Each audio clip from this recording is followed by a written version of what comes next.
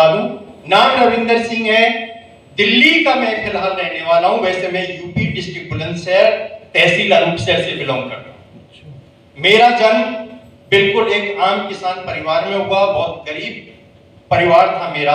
वैसे फैमिली गरीब नहीं थी, लेकिन जहां पे मैं पैदा हुआ वहां पे बहुत गरीबी थी।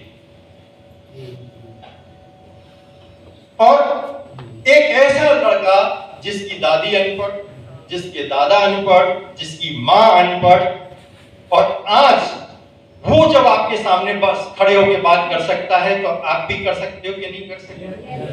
जब मैं इस बिजनेस को कर सकता हूं, तो आप भी कर सकते हो कि नहीं कर सकते? और उसके बाद में 5वीं तक की शिक्षा मेरी गांव में हुई। उसके बाद में फादर मेरे सीआरपी में भर्ती हो गए थे। उसके बाद में वो अपने साथ में लेके गए, 3 साल उनके साथ मेरा। उसके बाद में चाचा जी दिल्ली में रहते थे, कंबाइंड फैमिली थी, तो बाकी की शिक्षा दीक्षा जो थी 74-75 से दिल्ली में ही हुई।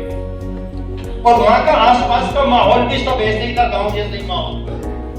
ऐसा नहीं था कि बहुत ज्यादा हाई फाई परिवार हो या हाई फाई माहौल ऐसा रहा हो, नहीं, मीडियम जैसे रहते हैं इसी तरीके का रहा। सपनों की कोई बात ही नहीं होती थी। सपनों का नाम भी मैंने लड़की का नाम तो सुना था, लेकिन सपने कितना क्या कुछ कर गुजरते हैं, ये सब इस इंडस्ट्री में आके पता लगा।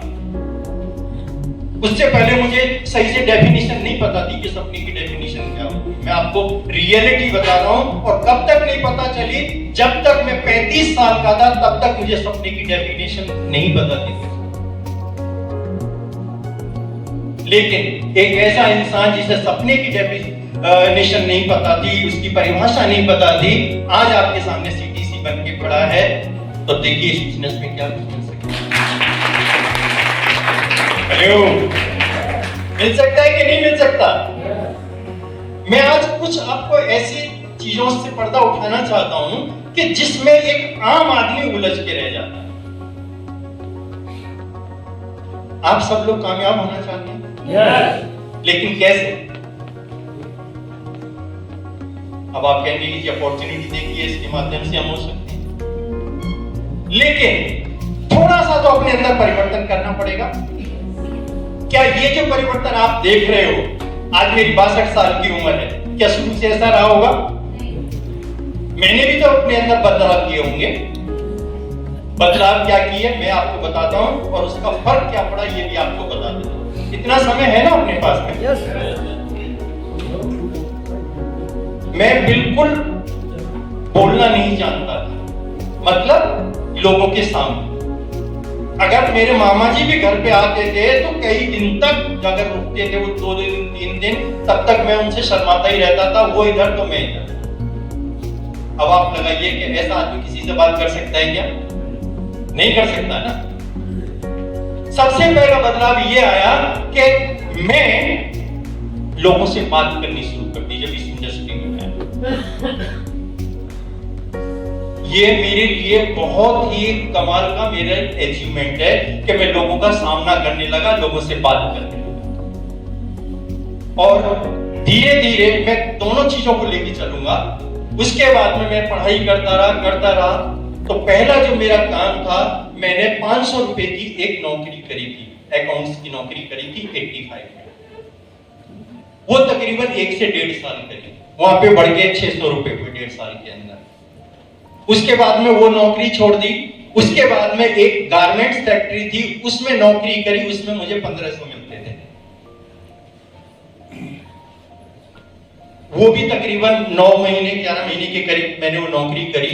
उसके बाद में मेरे चाचा जी इंजीनियर थे, उन्होंने मेरे को कहा कि तू ठेकेदारी शुरू कर दे।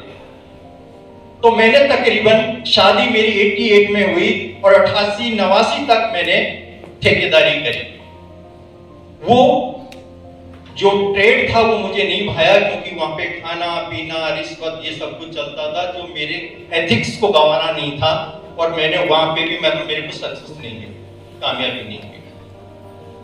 फिर उसके बाद में गारमेंट्स का बिजनेस किया, उसमें अपार मेरे को सक्सेस मिली।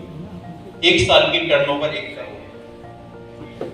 और पूरा जितना भी गारमेंट्स का जितना भी मार्केट है, दिल्ली चांदनी चौक का और गांधीनगर का, सब आज भी जानते हैं ग्रेस गारमेंट के नाम से।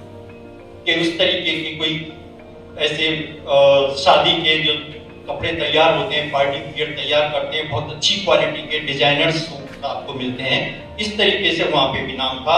और वो 95 के अंदर मैंने वाइंड अप किया, क्योंकि उसमें अपने ही पैसे को भीख की तरह मांगना पड़ता था। अपना पैसा ही नहीं मिलता था, निकलता था 10 लाख, मिलता था 10,000। तो बताइए कैसे काम करें, कैसे अपना घर चलाएगा इंसान और कैसे लेबर का पैसा देगा। तो वो भी सूट नहीं किया, वहां से छोड़ दिया। उसके बाद में मेरे को थोड़ी सी प्रॉब्लम हो गई। प्रॉब्लम क्या हुई, मुझे ट्यूबरक्लोसिस हुआ था, और कैसे हुआ था मुझे भी पता नहीं। उसका इलाज किया मैंने और मैं चला गया 96 के अंदर गोरखपुर में, और गोरखपुर में मैंने 3 महीने जैसा बोला डॉक्टर्स ने वैसा ही किया, यानी कि तकरीबन मैं निराहार रहा 3 महीने तक, 90 दिन तक, और मैंने अपनी जो प्रॉब्लम थी वो बिल्कुल ठीक करी। उसके बाद मैंने आके प्रैक्टिस स्टार्ट कर दी, साथ में पढ़ाई शुरू कर दी, और 78-79 में मैंने धीरेन्द्र ब्रह्मचारी से योग सीखा था, और उसी को पकड़ के योग प्लस नेचुरोपैथी, प्राकृतिक चिकित्सक और आयुर्वेद को लेके मैंने अपनी प्रैक्टिस शुरू कर दी। 96 में मैंने अपना हॉस्पिटल ओपन कर दिया, और 96 से लेके 2016 तक अपनी प्रैक्टिस करी। और उसमें प्रैक्टिस के दौरान ही एक ऐसी घटना घटी कि जिसमें मेरे जीवन का बिल्कुल ही मतलब इस तरीके से यू टर्न आ गया। और यू टर्न ऐसा आया कि